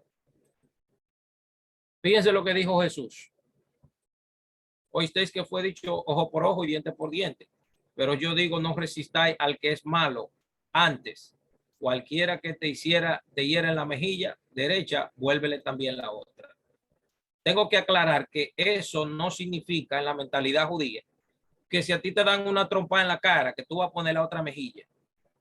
Si ustedes investigan bien, vuélvele también la otra, significa que el pago por ese golpe en la cara, los jueces van a tomar la determinación de cómo juzgarla, no la persona misma. Vuélvele también la otra, quiere decir, los jueces te van a juzgar a ti por lo que tú me has hecho. ¿Recuerdan cuando Jesús dijo, con la misma vara que midas será medido? Eso es mismo. Y aquí ustedes ya pueden ver todo el discurso de Jesús. Mírenlo ahí. Todo el discurso de Jesús está contenido en la ley oral. Fíjense bien. ¿Cuál es la diferencia entre el judaísmo de Proverbios 2 y el texto de Mateo 5, 43 al 44? ¿Cuáles son las diferencias entre el testamento de Joseph y el libro de Shemot Rabá y el texto de Mateo 5, 43, 44? Hasta la palabra mejilla que Jesús utiliza en Mateo 5, 39 es la misma que aparece en el texto hebreo de Lamentaciones 3:30, que dice, y puse mi mejilla para que me golpeara. Y lo más importante es que dentro del judaísmo está utilizada con el mismo sentido, poner la otra mejilla, como dice ahí. Si leen Lamentaciones 3:30, ahí lo van a ver. Pues no es una nueva ley superior de Jesús o del cristianismo, sino que ya existe en Megilá Ejá, en Lamentaciones. Es decir, se puede encontrar la misma idea dentro del judaísmo. Lo que hizo Jesús fue simplemente repetirla, como se ha repetido durante casi 20 siglos, que el amor a los enemigos no está contenido en el judaísmo. Pregunto, ¿quién inventó esta falsedad? Ahora, ¿cómo identificar un cerco de un mandamiento? Eso dependerá de usted, porque la aproximación que nosotros tenemos a la Torá dentro del pueblo de Israel es una, y la aproximación, o sea, la aproximación que tenemos nosotros, incluyendo a Jesús también, porque hoy en día la gente dice palabra de Dios cuando Jesús la dijo, pero palabra de los rabinos. ¿Entiende? Lo que pasa es que la mayoría de la gente entiende que cuando Jesús señala algo ético de la Torá, es que Jesús está creando una nueva religión y no dándose cuenta que es un aumento dentro del judaísmo en bloque, dentro de la propia tradición judía en la que Jesús se encuentra discutiendo con otros fariseos. ¿Entiende? Cuando Jesús dijo, si tu ojo te es ocasión de caer, ¿qué creen ustedes que es eso? ¿Un mandamiento o un cerco? Pregunto yo ahora. ¿Qué creen ustedes que es eso? Para mí es un cerco. Es un cerco. Totalmente. Es un cerco. A ver.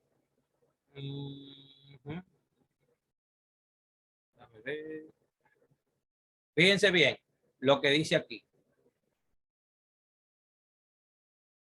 Si tu ojo te es ocasión de caer, sácalo y échalo de ti. Mejor te es entrar con un solo ojo en la vida que teniendo dos ojos y ser echado en el infierno de fuego. Y fíjense lo que dice aquí. A ver. A ver.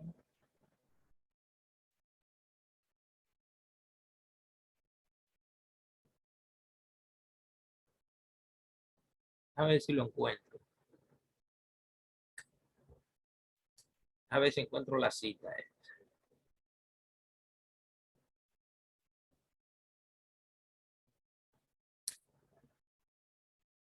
Sí, básicamente, esto es un cerco a la Torá, lo que menciona Jesús aquí. Eso es un cerco a la Torá porque Jesús lo que está diciendo, Jesús lo que está haciendo es elevando la ética de la Torá. O sea, exigiendo más ética y más moral que lo que la Torá dice. ¿Entiendes? Lo que pasa es que yo tengo esa cita que la repitió otro rabino anterior, lo que pasa es que no la encuentro ahora. ¿Entiendes? Pero eso siempre, a medida que ustedes vayan estudiando, por ejemplo, que es una tacaná, una geserá, que ustedes vayan atendiendo la categoría de la división de los mandamientos, vayan profundizando en eso, se van a ir dando cuenta de qué es un cerco a la Torá y qué es un mandamiento. Lo que pasa es que no se puede confundir la lectura que hace la tradición judía al mandamiento con lo que ya los rabinos desarrollaron más adelante. Porque una tacaná, por ejemplo, es una prohibición que se hizo alrededor de la Torá para que el mandamiento no sea violado. ¿Entiendes? La persona que no lo comprende ven eso como una hipocresía o no sé cómo qué cosa, lo ven negativo. Pero en Israel no, porque Jesús también lo hizo. Por ejemplo, le voy a dar este ejemplo para terminar. Jesús dijo, si me ama, guarda mis mandamientos. ¿Creen ustedes que cuando Jesús dijo eso, se refería únicamente a los 4 mandamientos que se aplicaron en Hechos 15? ¿O Jesús dijo que el que tiene que ser su seguidor tenía que guardar toda la ley? Cuando él le dijo, maestro, ¿qué haré para heredar la vida eterna? ¿O cómo debo vivir una vida plena? ¿Qué Jesús dijo? ¿No saber los mandamientos? ¿Creen ustedes cuando él dijo no saber los mandamientos, se refería a los 4 o a todo el resto de los mandamientos? A todos los mandamientos. ¿Está entendiendo? Entonces, la visión de Jesús en cuanto a obedecer los mandamientos se refiere, es general. Pero cuando vamos a Hechos 15, ¿qué hacen los discípulos? ¿Cómo se llama aplicarle las 4 leyes de Noé a los gentiles? ¿Qué creen ustedes que se llama eso? ¿Cómo lo podríamos nombrar?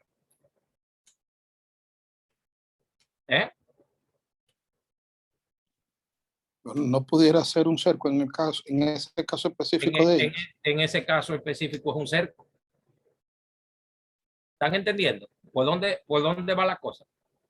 Rabí, una pregunta. Yo soy un estudiante de Torá, no me digas rabino.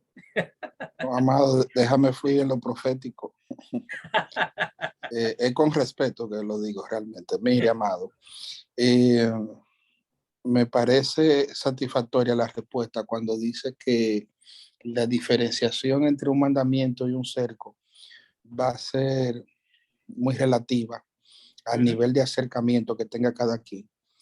Sí. Y yo le hacía la pregunta al principio de la clase porque desde mi punto de vista, originario en Occidente, partimos, por ejemplo, de los 10 mandamientos y los 613 mandamientos y preceptos y eso. Entonces, lo comparaba a la ley sustantiva y a la ley adjetiva que se establecen en la República. Por ejemplo, hay una ley que dice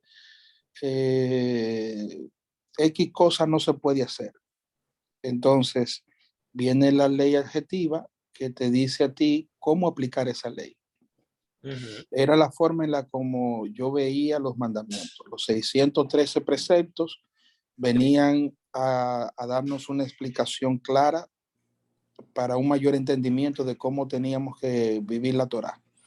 Sí. Entonces, para mí, desde mi punto de vista, todo lo que se desprendía de esos 613 mandamientos, esas interpretaciones rabínicas, esos comentarios, ese cerco, para mí todo lo que era después de esos 613 correspondía a un cerco. No sé si me doy a entender con lo que digo. Sí, sí. Entonces, pero ahora usted me la puso difícil, porque cuando usted me dice a mí que va a ser muy relativa dependiendo del nivel de acercamiento, me hace sentido realmente. Claro. Pero es mucho más entonces que eso. Para mí la ley eran los 10 mandamientos y los 613 preceptos. y todo lo que fuera diferente a eso había sido un cerco creado. Pero por lo que usted me plantea, entonces, puede ser que hayan algunas cosas que van más allá de los 613 preceptos y no necesariamente yo tengo que verlo como un cerco, sino como un mandamiento. ¿Capté bien la idea que usted dijo? Sí, claro. Por ejemplo, el mandamiento de la idolatría tiene un reguero de, digo un reguero, quisiera decir otra palabra menos, ¿verdad? El mandamiento de la idolatría tiene varias subcategorías debajo de él. ¿Entiendes? Por ejemplo, los sabios de Israel se van, cuando explican eso, dice, una de las leyes de la idolatría dice que tú nunca debes utilizar como una dirección a un centro de idolatría. Por ejemplo, tú decirle a una gente, yo estoy aquí frente a una botánica de ídolos, tú no puedes decirle eso a una gente. Oye eso, que tú no le digas, yo estoy parado aquí frente a qué sé yo qué, a un centro de eso, porque lo estás usando en tu boca, ¿me entiendes? Entonces, Éxodo 23:13 dice que el nombre de Dios es falso, no se mencionarán en tu boca. ¿Entiendes? O sea, eso uno lo va estudiando y uno lo va internalizando, ¿me entiendes? Poco a poco. Señores, me pasé de tiempo con ustedes. Parece que el maestro Michel no está por ahí. Yo no sé si él quería dar